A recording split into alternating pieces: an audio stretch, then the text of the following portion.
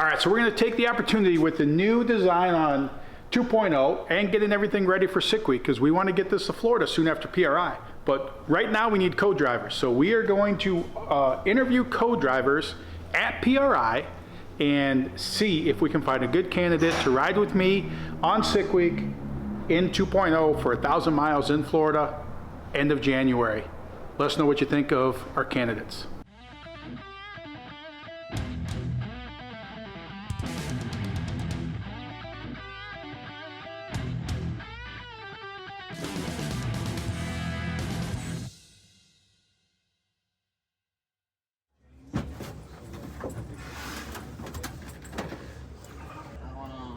That's pretty cool that you guys did the vinyl. This is the first time we ever wrapped the inside, but I think that looks cool though. so all right. I've never heard you like in the morning. So like it's like low key. Like when do you get the amp up? I'm always amped up. It's just when you see me in the morning, it's like I'm not a coffee drinker. I don't drink caffeine. I just let myself get up when I get up, but when I'm on, I'm on. When I'm off, I'm off. Like I'm like a switch. I'm not a dimmer switch. I'm either on or I'm off. But It's either right 100% or absolutely 5%. In the morning, I'm just feeling like, I'm just feeling mellow. I'm always mellow in the morning, just chill. This is when I do my most thinking. And when I'm sitting in my office in the morning, that's where I'm trying to figure out what the rest of the day is going to be like. Trying to bring it all together, I'm old school. I'm old school. You know what I mean? Like old school. Like one of my favorite cars of all times is 66, 67 Nova. Okay. Like that's my wheelhouse, man. That actually was one of the next questions. It's like, okay, so you got a 1,000-mile road trip or whatever. Like, what are you taking? Like that's what I'm doing, man. And I want to make it like a retro ride. You know what I mean? Like it's got all the old school look, but with like an LS based engine in it. And LS, so you're going easy? Brother, I'm gonna go the crate motor LS, man. Like some of that crate motor LS, brother. Like they got now. Like I saw them out in California. They got a couple engine builders to build them. Normally aspirated. Them suckers are making almost 800 horsepower now. Yep. That's all I need. Well, and that's the same thing. Is like, GM or whatever just dropped that 1,000 horse or whatever big block deal or whatever, like NA. Yes. With a warranty. It's which one is it? Is that like a 5? That's the 632. That's right, 632. 632. You drop it in. Yep, and 1,000 horsepower NA, like from the factory. But it's like, the reliability of stuff. I mean, it's crazy. Like with what we do with the drag and drive or whatever. Like it's technology has came so far in the last 15 years or whatever. Yes. Like with what streetable looks like. I mean, that's crazy because this car's been 370s in the 8th in street trim. So like it's crazy, but you take a road trip, so you go, drag and drive. Yes, oh absolutely. I'm very familiar with drag and drive. Okay, so absolutely. So you're doing a drag and drive. Are you going in this or something like that? And if I'm doing drag and drive, it all depends on what flavor I'm feeling that time of day. You know what I mean? Because like sometimes the problem is you got a week of it. You got to commit for a week. I know you got to commit for a week. The thing about it is, when you're driving this hot rod down the road, this is the little thing I do. You got to put a different cushion in these seats. You ain't driving this for miles and miles with this seat, with this seat like this. I do. So like, you get used to it. It's like riding a hardtail chopper. Like. Yeah. Because we put an air shock in the back to try and not wear out the shocks and Yes. support the trailer. And but you're so worried about everything else breaking that you kind of don't think about yourself that much. I know. So this is my question. Is like when you drive this on the drag and drive, because I know what's happening. I know the things that you guys change in and out, right? But my question is when you're driving something like this, is like when you get done with the whole thing, like for the whole week of doing it, what's the maintenance routine on the engine? Are you pulling that engine out? Yeah, we'll freshen it up. Like Yeah.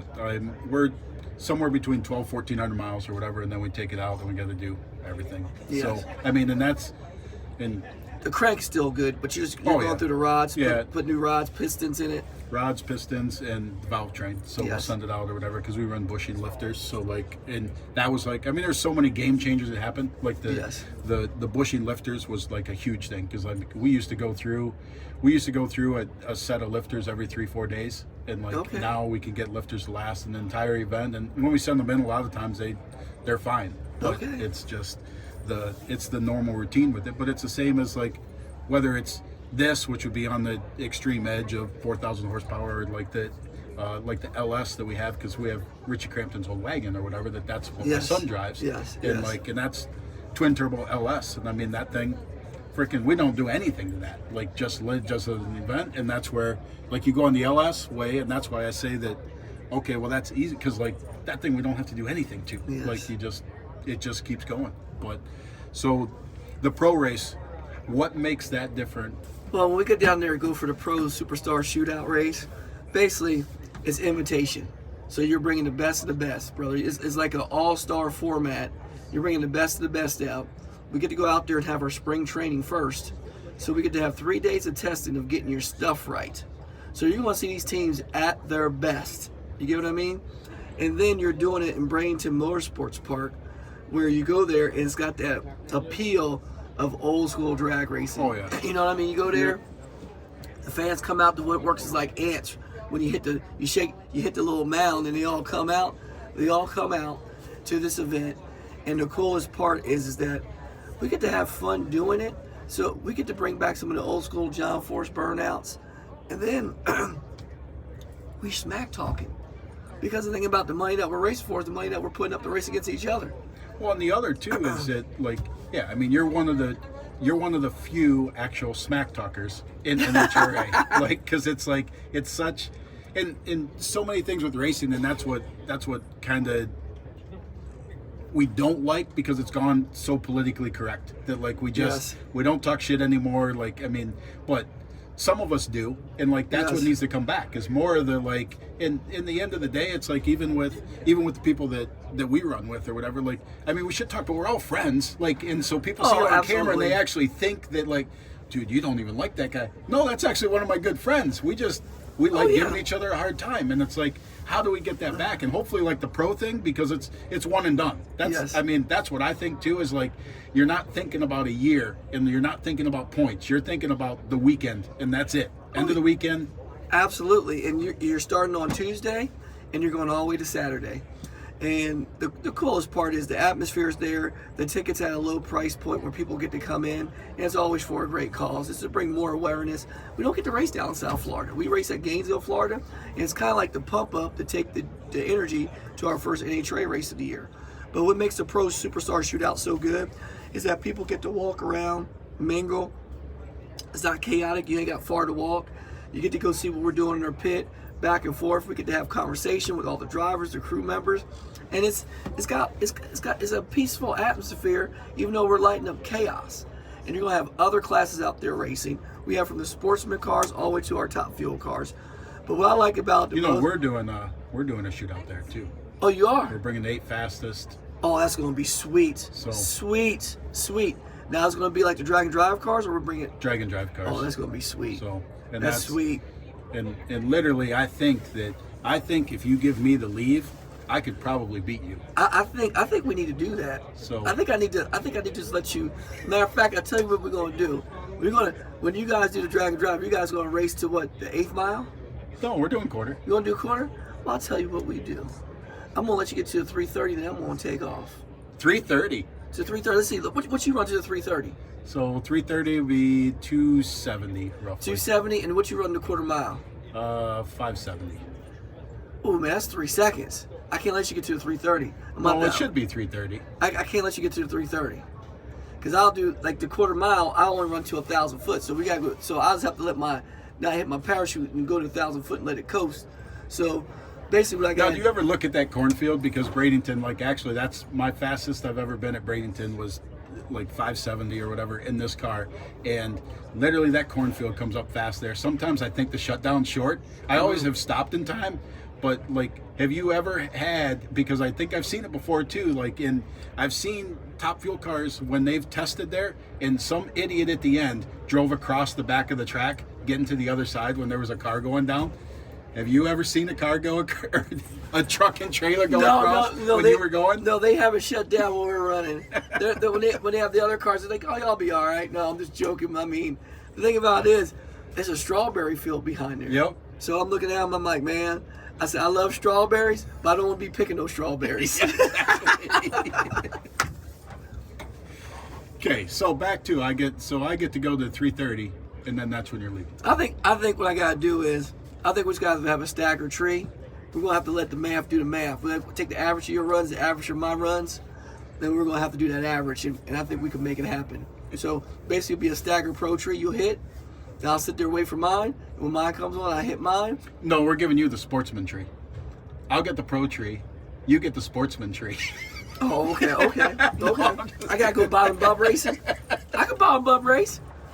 I never told you a story about that, but I actually had that happen before. We're at a protest session.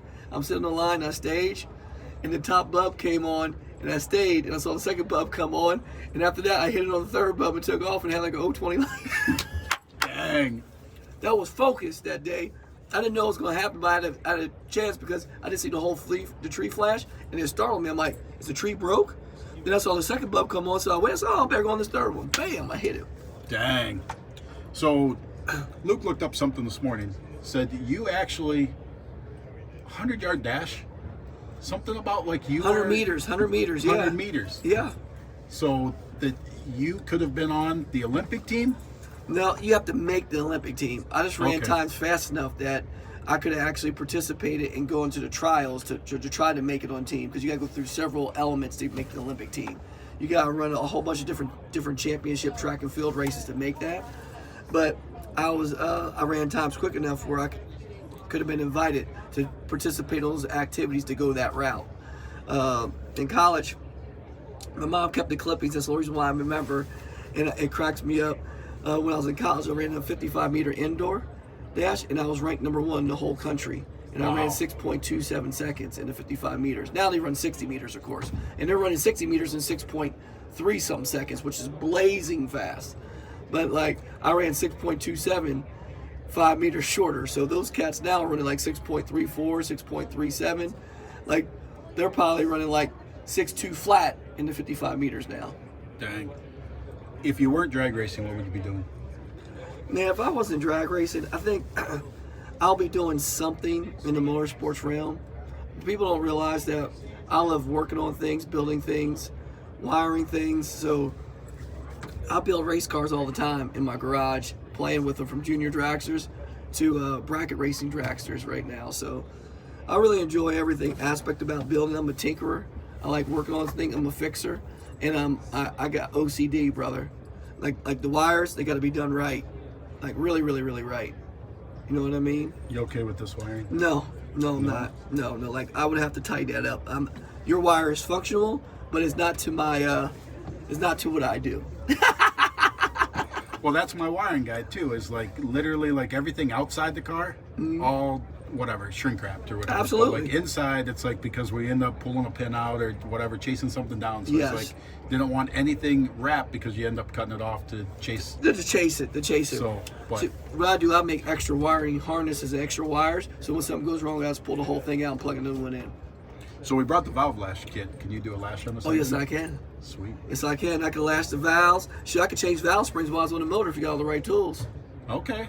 Oh, yeah, Well, we do it that's- all. That's drag and drive. Like, That's we what got to you- do that shit. I Like, know. On the side of the road, though. Hey, that's what you use the leak down tester for. You charge up the cylinder, keep that valve up, brother, and pop it out. No, but people don't realize when I grew up, before I raced prototype bike, I was with Dave Schultz and helped him build my first prototype bike from start to finish. Fabbing, doing everything.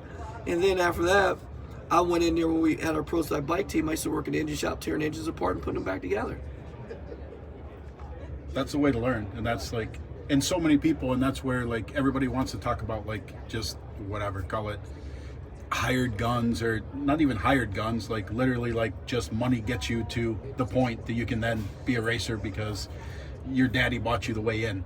And like, so people that people that came up through racing, like, and understand all the stuff. I mean, Yeah. that's what's so good, and like that part of it. And you're a rare breed in that part of it, because, I mean, I don't know that Schumacher can do a valve lash.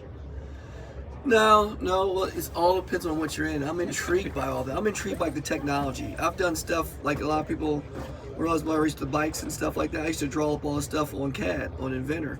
And I drove the necks, the axle blocks, the chassis, and did all that stuff and helped design that. Did wind tunnel work, doing all that stuff. And I'm into the sport deep. I mean, I'm intrigued about making things better, making things cooler, making things neater. And that's my cup of tea, man. When people see, like, man, wow, where'd that come from? Well, we did it in-house. So that's the special part. That's why I love racing. You can be very innovative, and you get to bring it out and keep on raising the bar. And that's the thing. It's like, how do we scale back everything to try and get back to a point to where the racer's advantage wins? I mean, we're talking. Obviously, I mean, we're talking about pro mods, and like literally they can make 10 cars run basically the same thing, or 20 cars or whatever. We just came from almost the 64 same car thing. field, and number 32 was a 64, number 1 was a 59. Right. I mean, You know what I mean? and that's the part. How do we build a gap back in there to anything to try and make it to where hard work is going to get you an advantage, not just the keyboard? I know. Well, that's the trick right now, is that the sports have elevated. I remember back when we got in Top Fuel, that was the cool part about this sport, is that you can design stuff and make stuff where the rule book was open. Here's your box, do whatever you want to do. Well, now in every sport, it has a limit what you can do creative wise. Like, you can't design like a whole new engine block and come out and run because they have a big advantage, because they're literally trying to keep the cost down so more racers can race. And what we do have a lot more participation, and you got a lot more people that are way more competitive, to where now you got to start working on the fine little small things. You got to find a lot of small things that have a big advantage, and you still can do it. But now what it does is it puts the team is super important, like they always been performance wise, but now the driver's a lot more in play.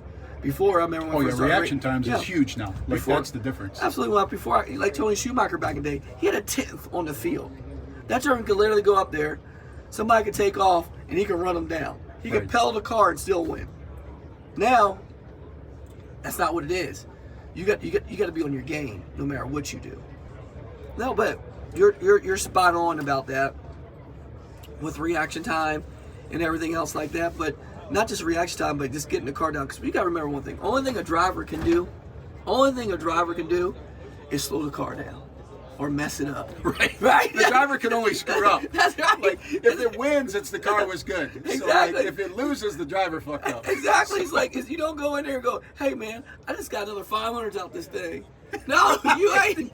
The car's gonna run X, and all you can do is take it away. You know what I mean? But that's what makes it so unique about us doing that pro shootout down in Bradenton, Florida, because basically we get to get all those laps in, and the fans get to see firsthand on what we're going to do, what we go through, and how do we improve ourselves. You know what I mean? From the car going like this to the car going like this. And it shows on how important the team atmosphere and the team effort is. Now, it's all of us together. You got to have the full pie. Right. You can't have a good slice of it be the car, and a small slice of it be the driver, and a small slice be the team. Now it takes all three entities to make that thing right. Well, and the others too. It's like literally any changes you're trying to make for the year, like you're bringing out then, because it's like Yes. all you were trying to do is get to the end all year long, and once you got like, nope, don't rock the boat. Like, we just win this championship. Absolutely. And then now it's like, okay, what are we going to change for next year? And that's, I think, when it comes out, is the pro shootout is your first debut, like spring testing or whatever you do. It's like, okay, what changes are we making? And I guess that last question though, it's like literally, as a virgin team owner, you won the championship. What the fuck do you do now? Like, is there an up? Like, Yes, multiple championships? I mean, yes, we're going to win more. But the most thing for us is at AB Motorsports is to grow the team, and we want to bring another car on board, and that's what we're fully focused on, is getting a second car, and we want that. We second want, top fuel car, second. I mean, is it going to be a funny car, or It could be either one. We're not picky. We just want another fuel car. And right now, it might be another Top Fuel dragster right now because I almost swallowed my gum. We're done. Almost swallowed my gum in the car.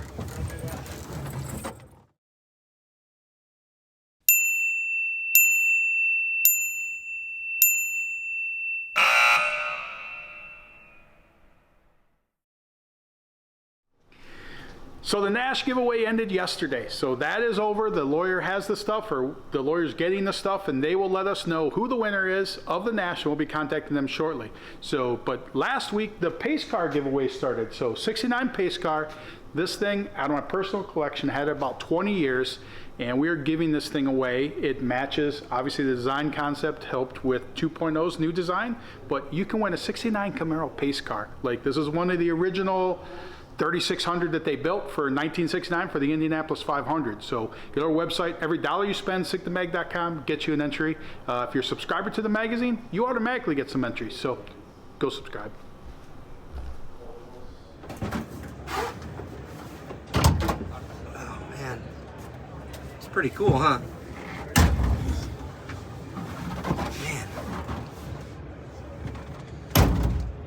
So have you ever raced a Pro Mod? I have never, but I always wanted to because my father raced Pro Mod for so many years. Like, started in Top Sportsman, then raced iTrain, then raced AnyTrain for many years. So, like, I've sat in the same position before, but it's like a little kid towing up to the lanes. Gotcha.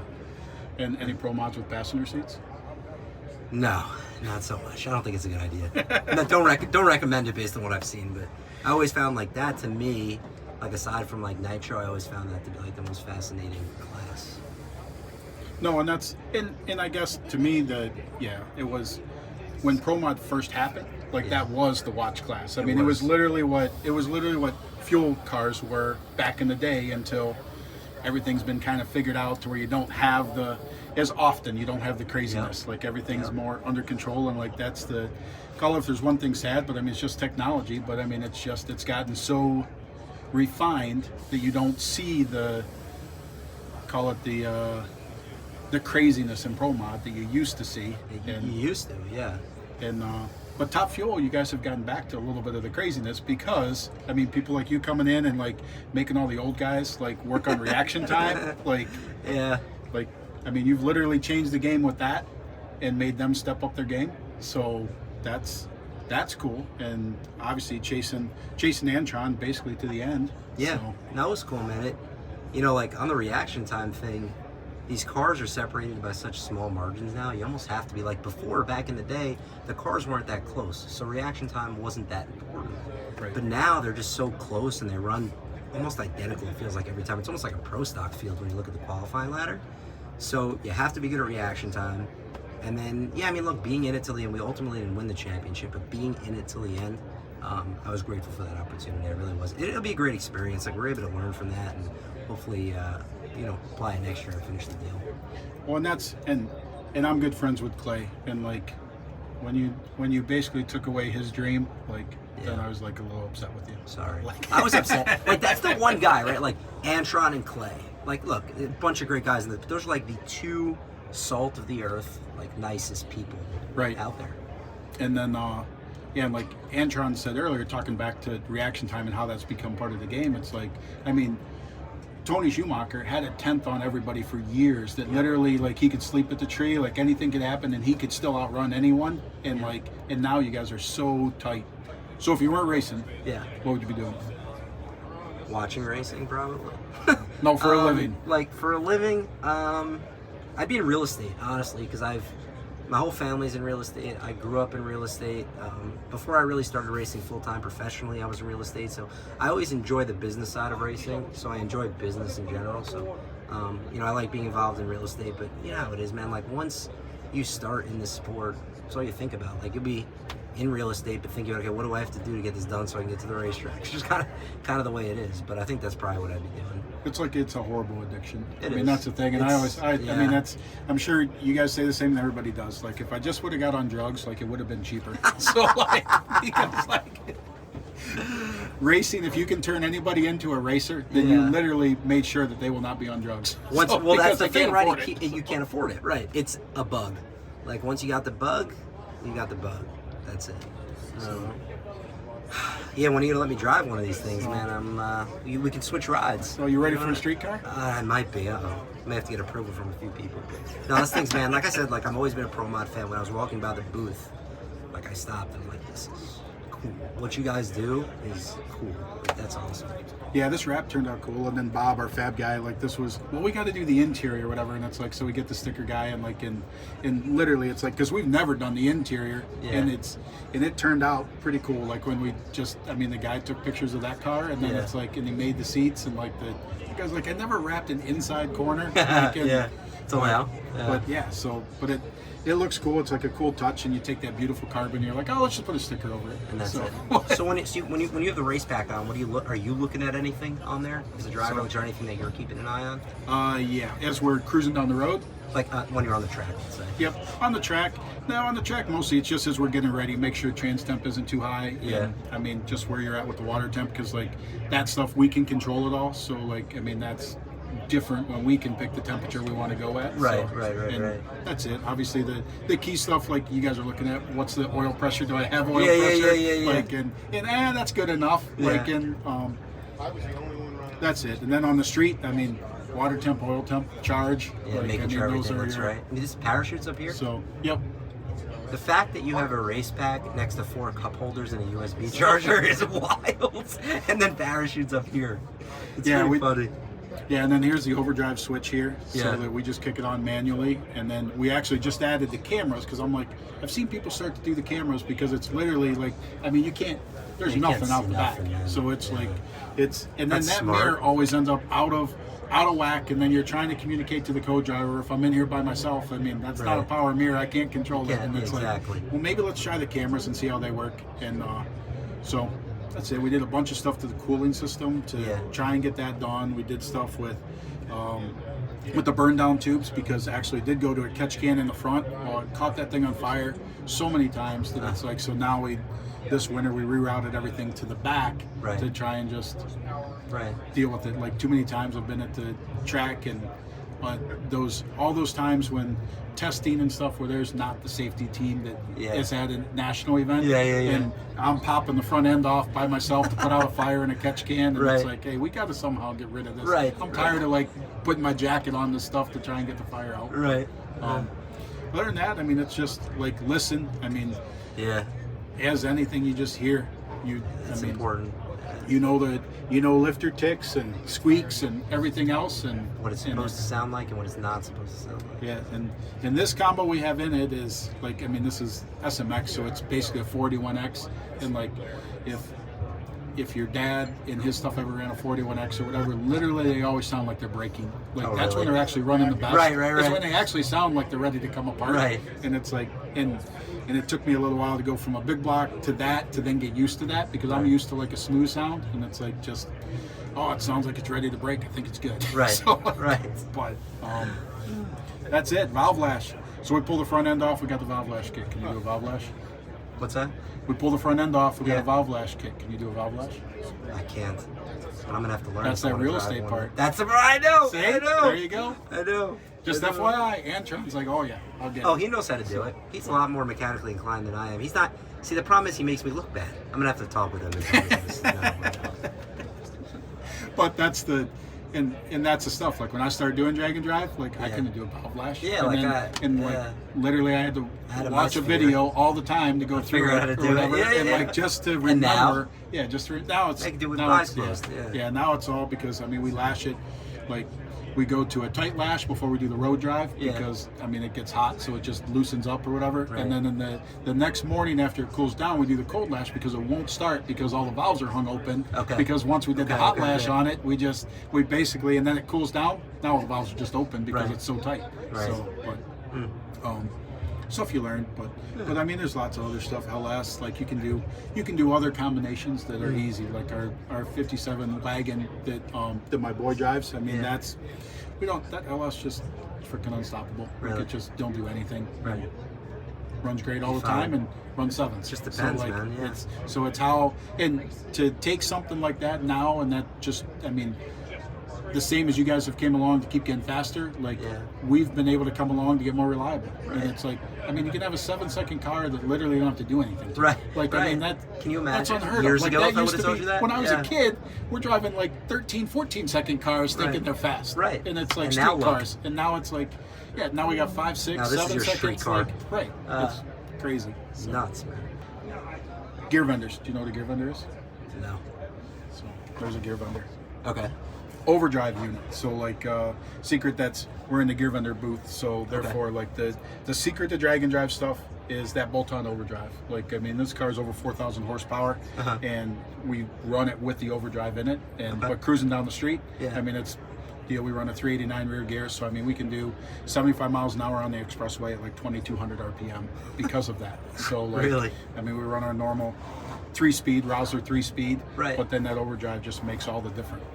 But The fact that you can drive this on the street just like boggles my mind. It's unbelievable. And the foreigners, like, they're always like, well, you'll get arrested. And we've been to California with it because people are like, oh, you're going to get arrested in California. They're going to what, though? It's compound it or legal, isn't whatever. it? Like, Yeah. yeah, Well, it's legal. Okay, so yeah. it's a little legal like, in Michigan. There's a gray area. So Michigan's, yeah. Michigan's a real easy state. Like, literally, you need proof of insurance and the title, and they'll give you a license plate. So, Okay. like, that's, I mean, Right. real easy. So, but there's lots of where they're like whatever because the open headers, like, but it's turbo, so it's a little quieter. It's still loud. Right. But no, just drag and drive. I mean, that's our forte or whatever they got into, and like it's just a cool, different element to where it is. Literally, you got to make this thing live for 1,000 miles, and it's telling you that it's not designed for that. All 999 of those miles. Yeah. So the pro event. How is that going to be different? Did you race the pro event last year? We did. Okay. So how is that going to be different than a regular NHRA race? Well, I think it's different because it's like it's the racing, but then there's so much stuff that happens outside the racing that also goes on there. It really is like an entertainment event. And then the racing is part of that. It's the main part of the show, but you have autograph sessions, you have people going behind the scenes, different access that you might otherwise not have. You have concerts and music going on, and then it's a little bit like, kind of like, almost like Street Outlaws in the way that it's very grassroots. And then after you qualify, if you even qualify, you pick a coin to see who you're even racing. Right. Which I think is neat, right? It adds some drama, a different kind of element to it. That no matter where you are in the field, anything could happen. And you got 8 or 10 or 12 of the best cars in the world going at it. So it's pretty neat. Well, and that's the thing too. Like with Bradenton, because it's such a small venue compared to where you guys are normally racing at, and that's the thing. Like when we do our events, like I mean, when we go to Gainesville, it's like, I mean, we end up, our biggest fan draws in Gainesville, but it actually looks like hardly anybody's there. And it's like, just because it's so big and so massive. Yeah. And then when you guys are all crammed into Bradenton, like, I mean, it's about as up close and personal. There is no like top fuel pits or like over that way or It's whatever. so Like cool. it's just literally It's one so narrow cool. thing as Yeah. wide as a drag strip. Yeah. All the rigs have to somehow fit in there. And they do, and like it's so compact that it makes it that much more enjoyable. Because like the fans are in there in droves, and it's only so big, so wide. So yeah, the stands are packed. The starting line is packed because there's only so much room to hold people. So Bradenton is different. The pro event is different in such a good way, and it was really good last year. So this year is going to be even better. It has to be. Yeah, no, it's just it's crazy, and it's the same old thing or whatever, like with Nitro cars, and it's just that when lots of people see it on TV, and anytime I'm like, until you are at the starting line when a Nitro car takes off, like, I mean, you do not, you can't describe the feeling. I mean, and that's the part that with Bradenton, like, I wasn't there last year for the pro event, but I know when we're there for pro mod and different stuff, like just how stuff echoes there. And I mean, it's just, like you said, so small, and like, I mean, literally they're building houses right behind it that I can't imagine the houses in the area, what they're feeling at the dinner table or whatever when you guys are running. So. It's cool. It's different for that reason. It is cool, like the houses that they're building in the back, and then I know they have a lot of door car races that they host there. Oh, yeah. Like throughout the year. I don't know if you so last year, I don't remember if it was before or after the event, but there was a door car race there, like a pro mod race. Somebody went so fast they broke the front windshield. Right. I don't even know if you remember what that was, but Yep. all the door car races they have there too. Pretty cool. Well, and it's the others, like even like actually this car's been 577 there at Bradenton's where I Okay. set that streetcar record or whatever. But Right. like the shutdown's long enough, but you're looking at that strawberry field or whatever at the end. And it's just Yeah. it's not the same as Yeah. any other track because you're like, and then randomly cars are crossing at the end of the track when you're like, it's like, hey, are they going to stop them? We're getting ready Right. to run. I don't want to run into the car that's driving across Right. the end of the track. Right. So just such a cool deal. But like, so on chip draw, who are you hoping to draw at Pro first round? I think, If you make it. yeah, no, if we make it, and it was like last year we qualified 6th and we're like a 368, so it's tough. I don't know. I think in a lot of ways it'd be fun to race Antron just because of the way the year ended. Like him and I are like brothers. I love that guy. So I was really happy for him. But it'd be fun just because like the way the year ended and to kind of have another shot, especially in a non-points type of deal, more of a grudge match style. Yeah, I think that'd be fun. I think it'd be a good show, and it's usually a good race when our teams race. So that'd be pretty neat. Yeah, no, and that's what's cool about that, like you said, is like with the chip draw and just the randomness of how everything works there. Yeah. I mean, that's cool. The other is that whether or not you're going to make it in, like, because that's, I mean, last year, I mean, it was almost half the teams that didn't make it. So, They didn't, and you run at night too. Like you don't run like you really run at night. and there's nothing like Nitro cars at night. I mean, So that's the cool, part. man. Like It's so the, cool. I mean, just the, you don't realize how big those flames are until it's night. Yeah, coming like off you the can headers. watch them run during the day and it's awesome, but when you watch them run at night, it's like you're almost watching different cars just because of the header flames. Right.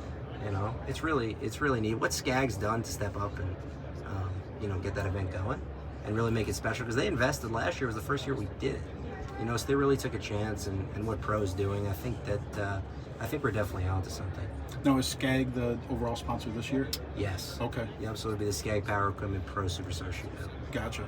Yeah. So yeah, no, awesome, and like, and just to the level that they did it last year. I mean, hopefully that gets duplicated this year, and I mean, just the fan experience. I mean, and the others that like, literally, there's no.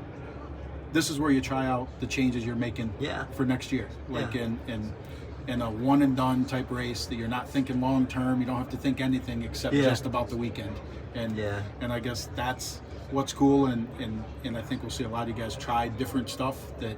And I mean, it kind of will be a telltale sign for the year as to does everybody get a little quicker because of changes, or Yeah. are you at the max? So that's the interesting part because usually we go into the first race of the year, NHRA race, not knowing where everyone's at, not even knowing where we are at as a team. But then, we're still learning that. But having Bradenton and having that Pro Superstar Shootout in the beginning kind of like sets a foundation. Gainesville almost doesn't feel like the first race and you're starting from scratch again. So it's a good, like, nice, easy transition into the year. But it's at $250,000 to the winner. So at the same time, you're testing different things. You want to get ready for the year, but you really want to win. Right, there's a lot you of know, money like on you the still line, want to but, win, like, yeah. but it's Yeah. and it's truly as grudge race as you guys can get. That like, hey, it's for the weekend. It's for $250,000, and like we got to throw the kitchen sink at it to see if we can win this thing. Oh, yeah. And that's the cool part about it. Like if you are able to take like points and all that stuff off the table, and like literally you're just every race is its own thing. That there's no point series or anything. Then Right. I can't imagine what we would see on a week in, week out basis. Oh, it'd So be wild. we get a test of it in Bradenton to Yeah. just see when everything's off the table except to win. Like, what does it look like? People are going to throw the kitchen sink at it, especially because the conditions will probably be there like they were last year. Like, people are going to try and run low 360s. That wouldn't surprise me at all. You could see 340 miles per hour in top fuel this year there. It can be done. No, and it's the same as drag and drive. Like drag and drive, like a 6 second average in the quarter or whatever. Like that was the holy grail. Right. And then we reached that. Well, then it turned Yeah, into I like remember well that. 5 Yeah. seconds, and it's like it's just. And now it's whatever. It just keeps getting faster. Like at like Sick Week this year. I mean, literally there are going to be half a dozen 5 second capable cars, street cars, that are Right. going to be competing there. And it's just crazy to think that 5 seconds, 260 miles an hour, whatever, in the quarter, and then you're going to drive it 1,000 miles. Can you imagine? And do that I 5 can't days even in a row. imagine. So- I can't even imagine. And a bunch of cars you could do it, like you Right. said. Yeah, that's and the craziest part. And that's the part. Like we've talked for years or whatever about it, saying, "Oh, it's coming, and this year, and this year, and this year." Well, we're finally at this year. It's here. Like this year is Yeah. actually a Yeah. legit. That I mean, they're unveiling whatever Bryant. Like there's another car getting unveiled, 5 second capable car here at the show, and Yeah. and I mean, it's just crazy. Like actually, we thought it was starting to back down because it's like, I mean, this is ragged edge. I mean, this is as far as you get. So it's like, Right. okay, can we back off a little bit and just get cooler but still fast? So how fast can we go being cool, Right. not pro mod cool, like Right. But street car? you gotta find the right resemblance cool. balance. So Yeah. and so there's so many cars in that realm, and then all of a sudden everybody just decided that, well, no, we're gonna go after this 5. So like, Yeah. and hit that harder. Yeah. And so competition, man, that's what it does. and that's the thing. So we got Sick Week, and then the week after Sick Week is you guys at Bradenton. Yes. And so we're going to do a shootout there. And Antron already said he would give me to the 330 in this, Yeah. and then he still thinks he can beat me. But like, so what do you think you Yeah. could beat me? How much of a lead Yeah. that you could still take me? In the top fuel car, we're talking about this Oh, in the yeah. top fuel car. He said to the 330, how much of a lead could I give you? He's probably about right. We can And he started to rescind it a little bit. He did, yeah. After he Yeah. really thought about numbers. I Then he think actually went to a staggered tree. Did he? Yeah, the staggered tree. I would feel good like, okay, we'll give you 300 feet. Okay. I don't know that we catch up, but it'd be maybe 300 feet. I think is a nice number to see what would happen. No, and that's the cool thing about the pro event is like stuff like that. Yeah. We can do. Like there's other stuff that can happen that's more viral than It's just the entertainment. racing. We're in the So, like, entertainment industry, right. really. And you know? and so many times it gets forgotten about, and that's and you've done a good job of a little bit of shit talking. Yeah. Not as good as Antron. No, Antron's he's really good. good. He's good. So, Yeah. He knows. He's good. but Forrest, and whatever. I mean, Forrest, Yeah. that's his whole thing. Like that. I mean, for years has been that he spoke his mind, and Yep. like that's what was cool, and that's what I'm excited about with the pro thing is like you guys got to get in a little bit of that last year. So like this year, I'm expecting that to be amplified a little Yeah, more. yeah, like, yeah. hey, everybody can be friends off camera, but we need to really shit talk people like A little bit on of drama, camera to mix it just up a little bit. exactly Yeah, just to get in people's head. It's and, healthy, like, right? It's and- good for the sport. Yeah. and you get in people's head just because of your action time. I Wow. mean, that's the part that, like, anytime when I talk to Clay or whatever, and like Yeah. he's going to be going against you, he's like, "Man, I got Justin, I got." It's a work in progress, man. It always is. It's a work in progress. It So- really is. Always. But didn't he beat you on a hole shot this year? no, I think it was the opposite. But that's Okay. okay. Yeah. All But, right. Cool. but I've lost. Sean beat me on a hole shot in Vegas. Okay. So I've that's had good my. that you actually know. Like you're like, oh no. Like here's the one time that I. Oh, I know. And I know kicked because I didn't myself like for a it. week. I didn't like it. That's why I know. I've lost on hole shots. I've kicked blocks on the center line. I've thrown the shoe. I've done pretty much everything you can do to figure out. Okay, this is what I don't want to do. You know. So which that is brings a us to what's your worst loss? Emotionally, it was probably in Pomona this year when we were competing for a championship and lost to Antron in the first round. But it was very mixed because I was like heartbroken, but I was really happy for Antron, like super happy for him. And then in terms of like driving, probably, I think in Seattle in like 2022, I was racing Tony Schumacher. And it was super hot and greasy, and I smoked the tires, and then I looked out, and he smoked the tires. So I tried to get back on it, and I just did a really bad job. Like, I didn't let it settle down and I crossed the center line and almost got out of whack. So that one I was pretty upset about the way I drove. So each one... And that's you know, always a hard it's one like- because, like, it is literally, because I've been in that position many times, Yeah. and it's staying calm long enough to know that the car's ready to go Patience. again. So, Yeah, like, which is the hardest thing to do. Right. Right? Because it's literally when you know that it's yours, if you can just pedal it right and go, and you're like, but I can't let that guy catch me, and then you just pedal it too quick, and then And it's like, from that point, especially with these top fuel cars, right, because they're so long. Once you get yourself in trouble, then you could be off the throttle, but you're just riding it out, waiting for it to hopefully settle down. So, but yeah, that's how it is with these. Same thing with you, right? You got to just be patient. That's all you can do. cool, thanks for coming by. Appreciate you. Thank you, man. Yep, thank you. Yeah, Good luck. absolutely. Thank you. And we'll see you down there. All right.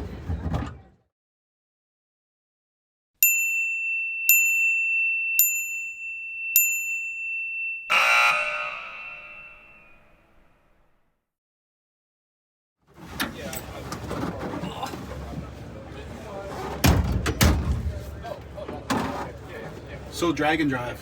What do you know about Drag and Drive? Not a whole lot, but I've watched a little bit of it.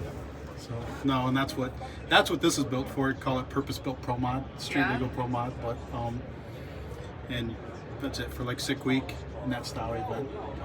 Pretty So- intense race car to drive all over the place, huh? Yeah, this has been Fastest we've been with this is 577, 260. So, Is that all? Jeez. so, That's amazing. so, Very cool. and obviously, I mean, you just did the pro mods, so down at Wes's race. So Yep. I mean, and you go back and forth or whatever. But like, and that's, I guess my whole part is like, literally, you say, drive that bitch back. I do. Yeah. Now you got to drive that bitch like 1,000 miles.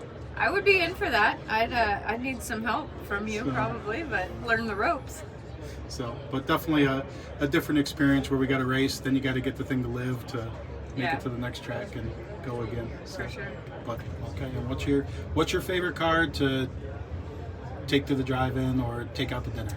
So my dad and I, we've always been Chevy people. We built a 67 Chevelle together, and I'm currently in the process of looking for it. I want to buy it back for him and give it to him as a present. But just all those late nights in the garage with my pops and building the car and how awesome it turned out. And then I was in high school at the time, so he allowed me to take it, like, you know, where all the street cars meet up, and we never street raced or anything like that, you know, but we absolutely did. But had a blast doing it. So probably that 67 Chevelle, or we had a 69 Boyd Coddington Camaro tugged out. wow. And it was a street car for sure, and we had a ball, won some money, and got chased by the cops and all the fun things.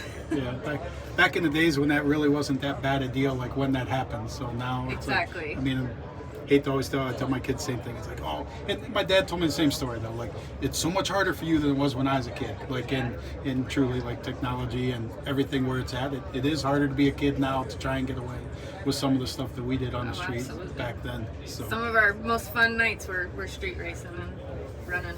It was a blast. But now everything's like on the internet, and you can't, like you said, yeah, can't exactly. get away with anything. Yeah, no, I know. Like once on the internet, it never dies. It never dies. So, and that's, Always comes back to haunt you. So the pro event, what makes the pro event different than a normal NHRA event? Everything, and I think that was our goal. I don't love the word epic, but last year, being on the backside of the planning side of the race, putting together like the sportsman group of guys, the list of people that we invited, and then seeing all the meetings and the work that went on from my team owner Richard, and the pro board.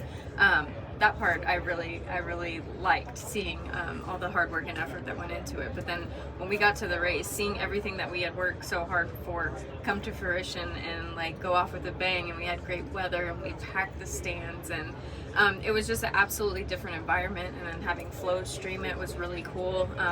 We had live pit cameras, so you kind of got to learn the personalities of the crew members and the drivers, and see all the hard work that went on behind the scenes, like in the pit, that you don't necessarily see on the Fox coverage for NHRA. So nothing against NHRA, it was just a really unique event. The atmosphere was electric. I was fortunate enough to win in pro stock, but I really wholeheartedly believe that had I not won, my opinion of it would be the same. It was very unique, it was very awesome, and I had an absolute blast. Well, and that's the thing, and I mean, you've had obviously that experience at Bradenton. You were just at Bradenton before, like something about being at Bradenton's not a small track, but it's a small track from a fan perspective. Oh, yeah. And like the pits are small, like that part of it, the track surface is, I mean, second to none. But like, I mean, that's like, there's just a different vibe when you're there. Like, I mean, it's Absolutely. just Kind of like that old school drag strip feel that you have like when you watch races as a kid, you know. Really unique atmosphere, and Vic does a great job with the racetrack, obviously, and that's where we do all of our pro stock testing, so we're very, very familiar with the facility. And who doesn't want to go to Florida in the winter, catch Right. a break from the weather? No, and that's why we do Sick Week in Florida. Like, Yeah. end of Jan, we're actually, Sick Week is the week before the pro event. So, Okay. and then we're actually going to do an 8-car shootout at the pro event. So with these cars, so like that's with cars like this. So we're excited about that, and I mean, obviously getting with the pro organization and doing some stuff. I mean, that's going to be fun. But yeah, I mean, it's just once again in that environment, because it's like there's no like all the fuel cars are over there. No, they're all in the same exact line because there's only one pit row like, Exactly. at Bradenton. So. Exactly. Well, we're excited to have y'all and appreciate the involvement. Oh yeah, for sure. It was cool to see that announcement.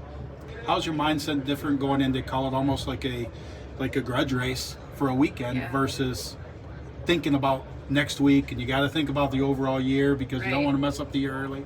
Well, I mean, as you know, racing is fun no matter what, but at a certain point it does become a job, and there's a lot riding on it, and You know, I have 56 guys who depend on me and us for a paycheck to take care of their families. So there's a lot of weight and gravity. Dang, 56. Like 56 guys on the road full time, which is crazy because in 14 when I started with Elite there was 8 of us total. So we've grown substantially. But back to the pro race, just it's kind of one of those, like you said, like a grudge race. It's for bragging rights and the biggest paycheck that we race for all year.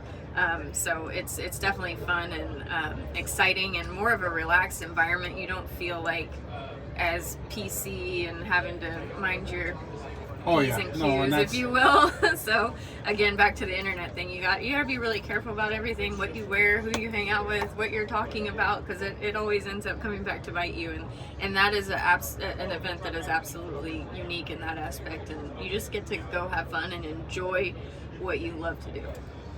And I sorry to cut you off, I think it's unique in the aspect that for once everyone swims in the same direction. They don't have personal agendas at the forefront of their mind. Like, it's kind of one of those if you build it they will come type things. And when the pro board and Flo and the great people at SCAG and JHG, we obviously couldn't do it without great partners and like you guys, and it's exciting to be a part of, and people are there because of their true love and passion for the sport, and that's what makes it so amazing. That, not to reiterate what I said, but the atmosphere was just absolutely electric, and we had people there that had never been to an NHRA drag race, and they're like, oh, Gainesville's next week or 2 weeks down the road, we're gonna check it out. So while we pulled people from NHRA to come there, like, it was also opening it up to a whole new fan base, which was kind of cool too. No, and yeah, definitely awesome in that part of it. And Luke, like our one guy, he was there covering the event or whatever for the magazine, but then just seeing the stuff or whatever, it's like, man, like, I really wish I would have went to that. And that's the thing is, so for anybody that's seen any of the highlights from last year, like, you know that you need to be there this year, because it's like a must go to type event, and that's what's cool about it. And know that, hey, the way the schedule works next year, it's going to possibly be something completely different. So, like, not to say this is your last chance, but, like, hey, it might be your last chance. Get your tickets and come, because it's pretty cool. So, but awesome. So I appreciate your time. Yeah, you too. I look forward to seeing you down there. Yep, sounds good.